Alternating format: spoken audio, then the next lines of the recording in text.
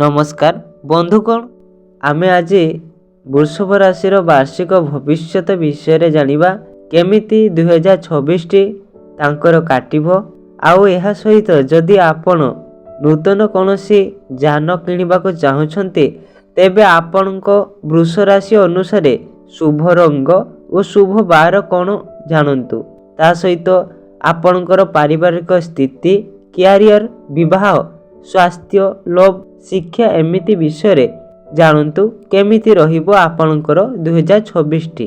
जदि आपण नूतन बाइक किनिबा को चाहुचंती तेबे आपणको राशि अनुसार आपण वृष राशि राश्याधिपति आपणकर शुक्र हेतु आपण को पाई शुभ रंग हेउछि नील और धला।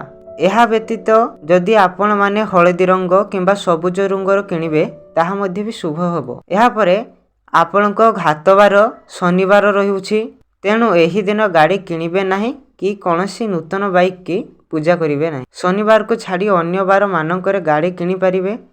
आपणकर शुभ बार शुक्रवार होइथिबार एही दिन गाड़ी किनि परिबे ओ ठाकुरଙ୍କ पाखरे पूजा करि परिबे। पारिवारिक दृष्टिकोण देखिबा गले जदि आपणको परिवार रे कोनोसी वृद्ध व्यक्ति थांती तेबे तांकर स्वास्थ्य अवस्था खराब होई पारे जेउथि पई आपण किछि असुविधा अनुभव करिवे। आर्थिक दृष्टिकोण आपणको मध्य समस्यार सम्मुखीन हेबे। तुमरो स्वास्थ्य प्रति सचेतन रुह। असावधानता तुमरो बहुत क्षति करि पारे। आर्थिक वर्ष 2026 दृष्टि आपणको पई भलो हेबो। आपण निज कार्य क्षेत्र रे सफलता पाइबे। आपण किछि नूतन व्यक्तिगत कार्य आरंभ करि परिबे। एही वर्ष तुम कार्य क्षेत्र रे तुमरो सहकर्मी ठारू संपूर्ण समर्थन पाइब। 2026 मसीह रे आपण निज कार्य क्षेत्र रे बहुत बड़ आर्थिक सहायता पाई परिबे। आहुरी मध्य एही वर्ष आपणकर किछि पुराना कार्य पुनर्बार आरंभ होई पारे जहा भविष्यत रे आपणको पाई लाभदायक हेबो।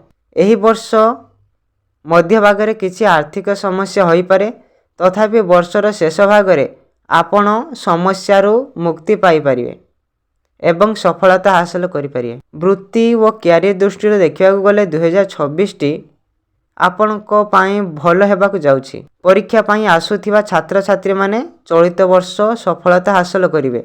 कार्य पाई आपण करूथिबा प्रयास व्यतीत आपणको कैरियर चलित वर्ष स्थिर होई पारे। तुमे तुमर कार्य क्षेत्र रे प्रतिष्ठित हेबो।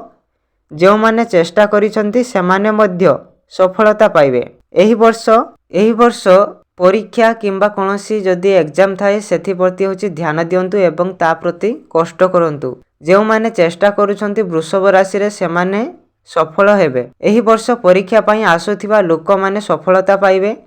एही वर्ष आपणको पाई प्रगतिर एक कारक हेबो। प्रेम 2026 अनुसार आपणको प्रेम जीवन रे किछि उत्थान पतन घटिबो।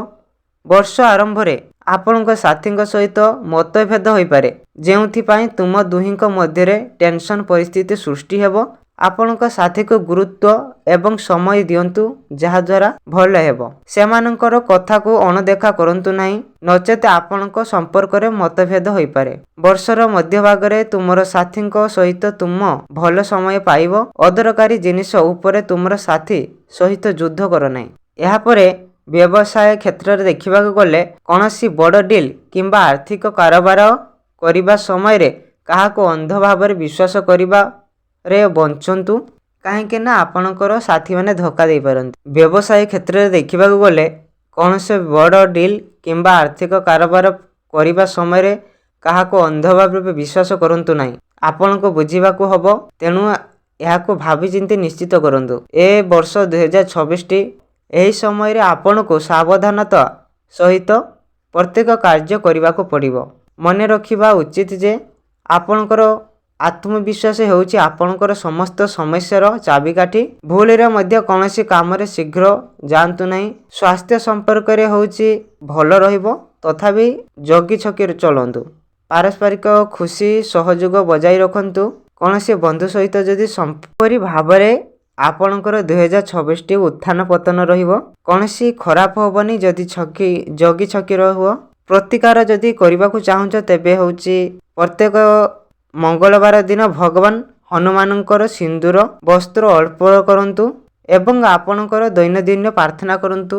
ତା ସହିତ ହନୁମାନ ଚାଳିଶା ପାଠ କଲେ ମଧ୍ୟ ଶୁଭ ହେବ। ଧନ୍ୟବାଦ। ଚ୍ୟାନେଲଟିକୁ ଆସିଥିଲେ ନୂଆ କରି ସବସ୍କ୍ରାଇବ୍ କରନ୍ତୁ ଏହିପରି ଲାଟେଷ୍ଟ ଭିଡ଼ିଓ ପାଇବା ପାଇଁ।